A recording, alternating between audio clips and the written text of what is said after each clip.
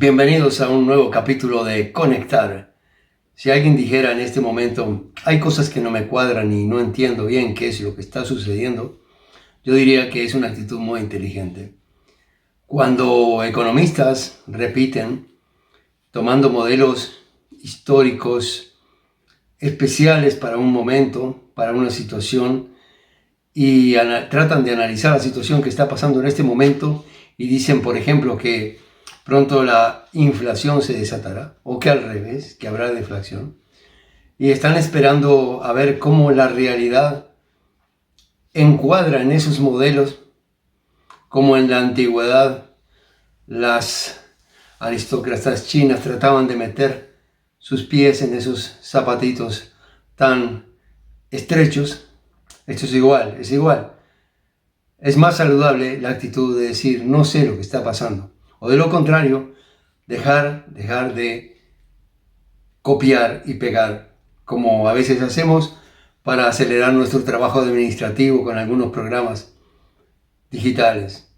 Pero cuando se trata de analizar, no podemos copiar y pegar.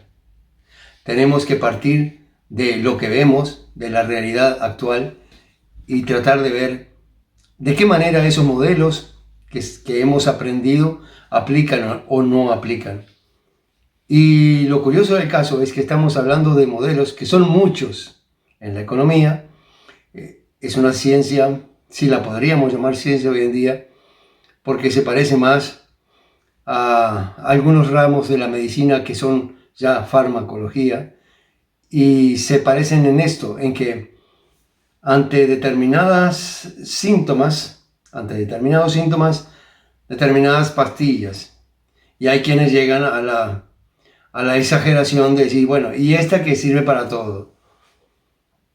Y entonces esos modelos no tienen mucha relevancia cuando intentamos ubicarnos en qué es lo que está pasando. Porque, ¿qué es lo que está pasando? Lo que está pasando es de que han pasado muchos años desde que esos modelos se crearon para situaciones muy específicas.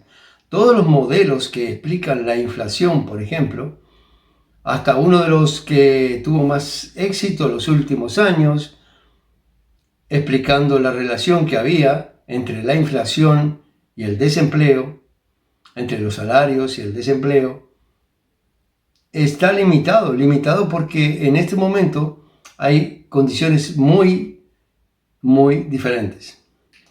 Pensemos en uno de los padres de la economía clásica, Adam Smith, que partía de la base de que en un mercado de competencia perfecta, donde todos los actores que competían tenían conocimiento igual de la información, igual de limitado, digamos así, comparado con hoy en día que una economía mundial se puede decir rastreando que son 7 empresas de las más grandes, tecnológicas, por su carácter también, pero que se amplían con sus tentáculos a, digamos, 3 fondos internacionales, que a su vez no solamente controlan industrias, sino que controlan países enteros. BlackRock, por ejemplo, un fondo financiero que es capaz de comprar un país entero. Y cuando compras un país entero, también tienes la posibilidad de sugerir, a cambio de este dinero que inviertes, que cambios en el modelo cultural, social, aprobar de pronto algunas enmiendas que no serían aceptadas culturalmente. Pero ese no es el problema. El problema de la economía entonces es de que las premisas sobre las cuales se basaban esos modelos hoy en día no son las mismas. Y entonces, tratar de aplicar esos modelos como si fueran absolutos, cuando son históricos, y cuando los que lo crearon sabían de que eran históricos, porque eran creadores en cierta medida, luego quienes lo aplican a rajatabla, sin analizar demasiado, lo transforman en absoluto. Y ese es el gran pecado de la economía, que la reduce a simplemente un instrumento propagandístico y pierde su carácter de ciencia, porque transforma esas categorías a absolutas. Y esto no es propio de la economía. Como siempre nos gusta traer ejemplos más a tierra de nuestro día a día.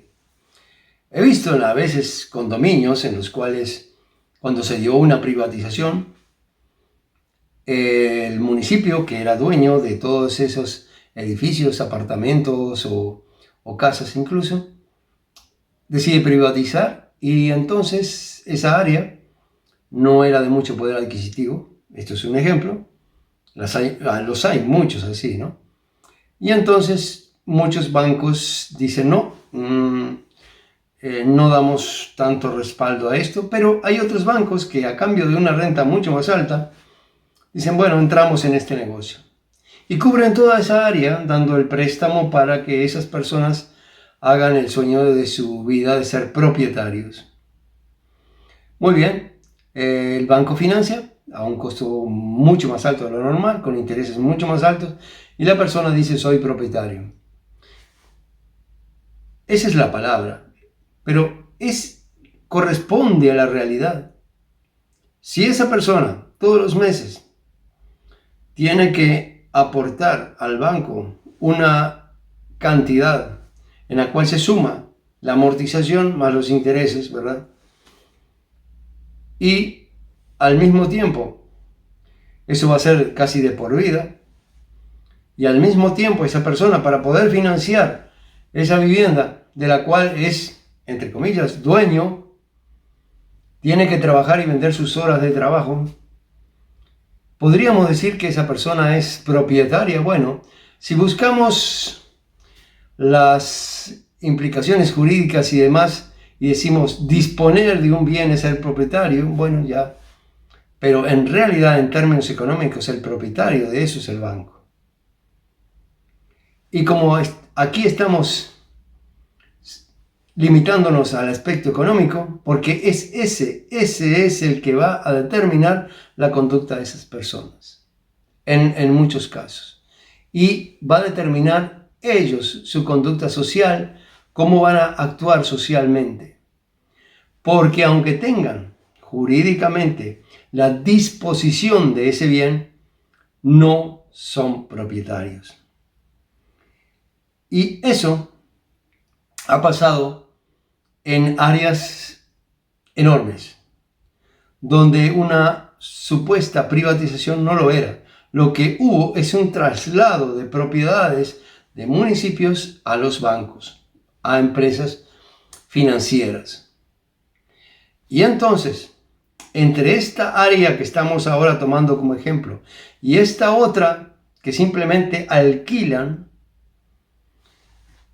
y pagan un alquiler mensual, esos que llamamos propietarios y los otros que alquilan simplemente, no hay diferencia.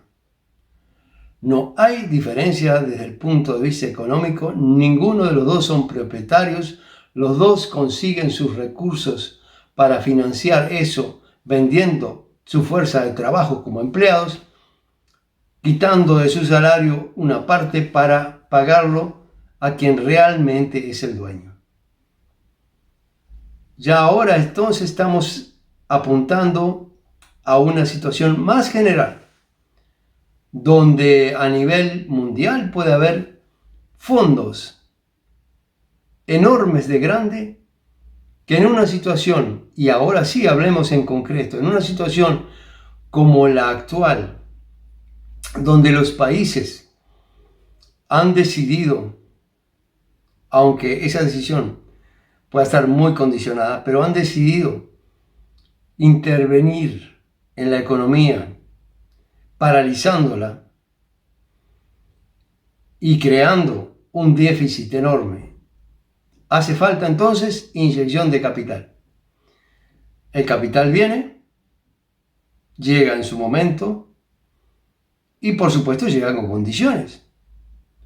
Por ejemplo, que garantías, por ejemplo, que en tal área se pueda explotar a nivel de esas grandes empresas determinadas zonas que tienen concesiones para sistemas energéticos, para bienes, y ese país entonces contrae una deuda enorme.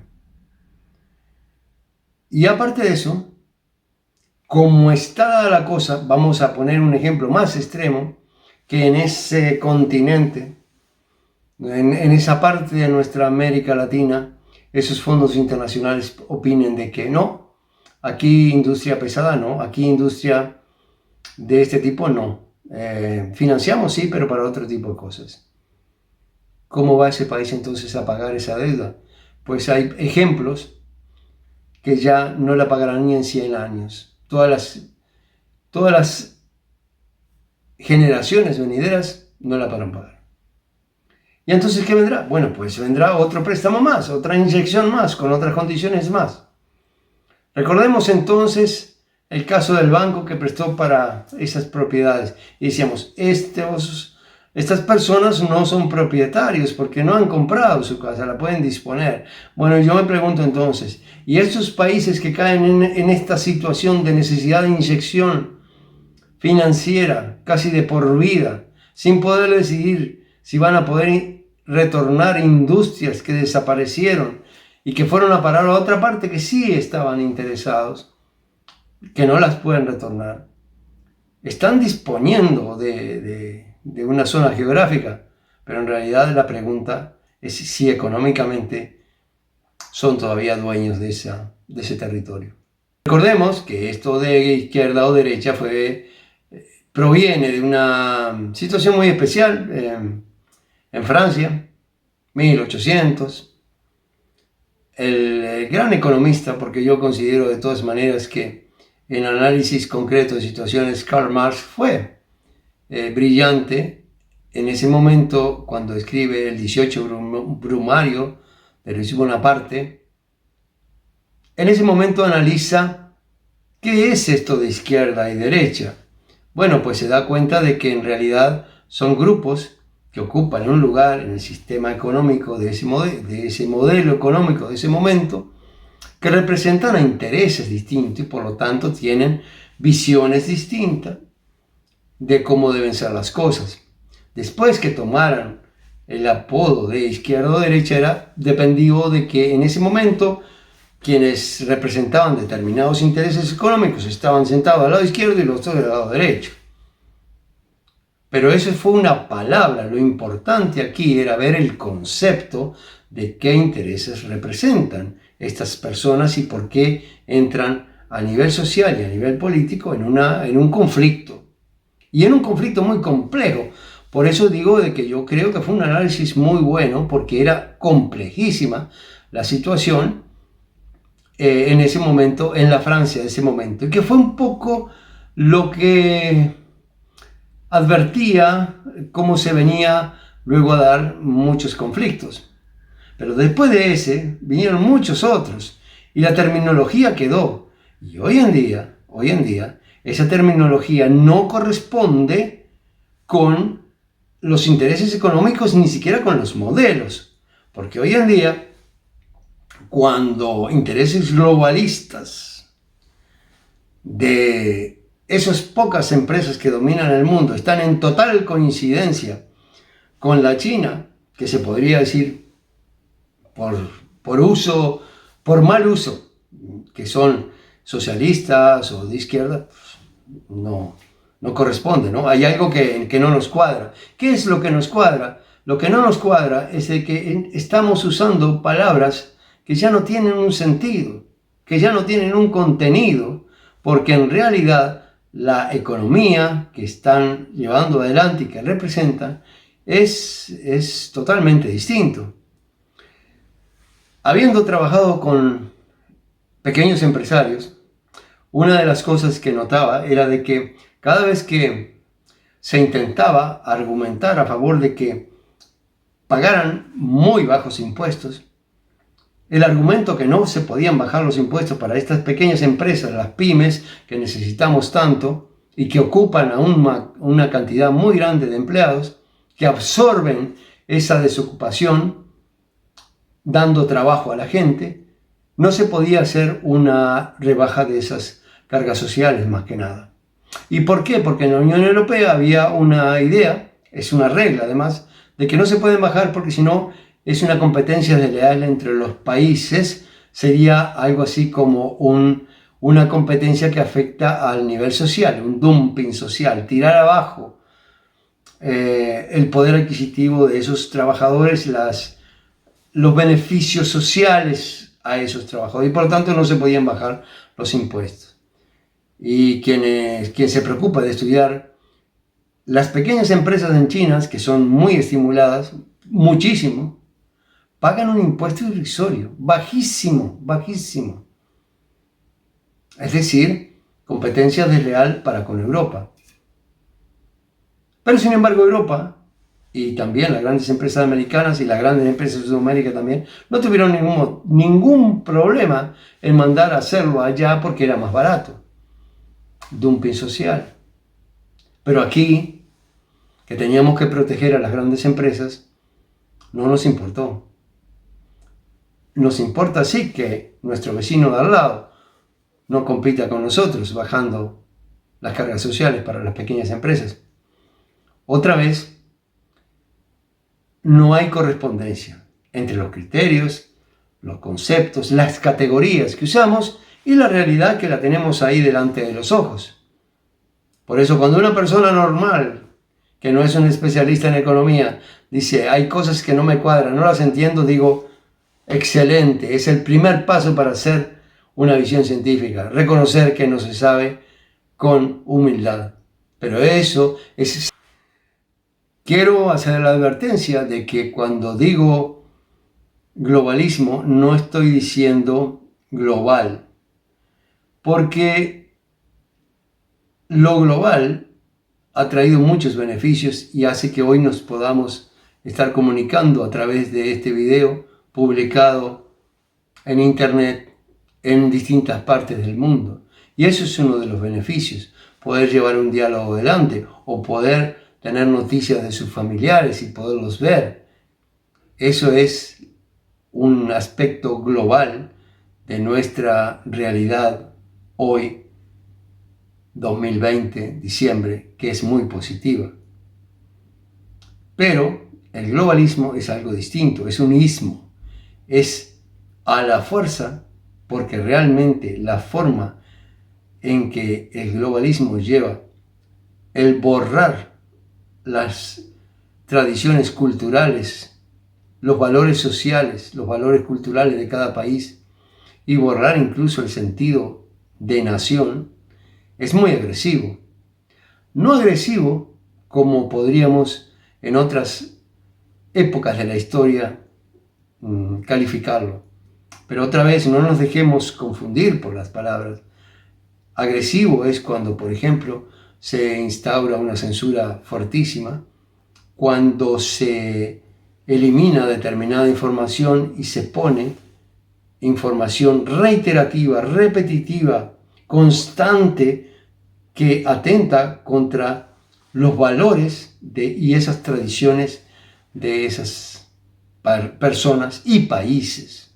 Fundamentalmente esas tradiciones de países, porque es ahí donde apunta al borrar el acervo cultural.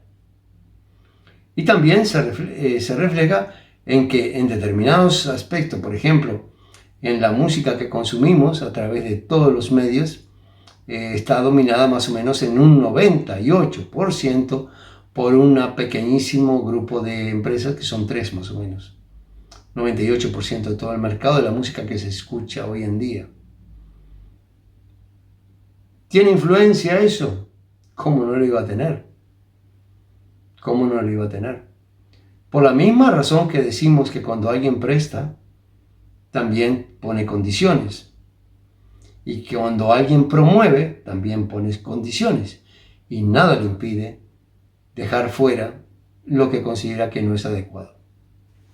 Y lógicamente, en esta visión del globalismo, lo que debilite, lo que borre el sentido nacional y los límites, no es bueno, y lo que fortalezca todo lo global, neutral, sin referencias a la historia y sin referencia a las naciones es positivo.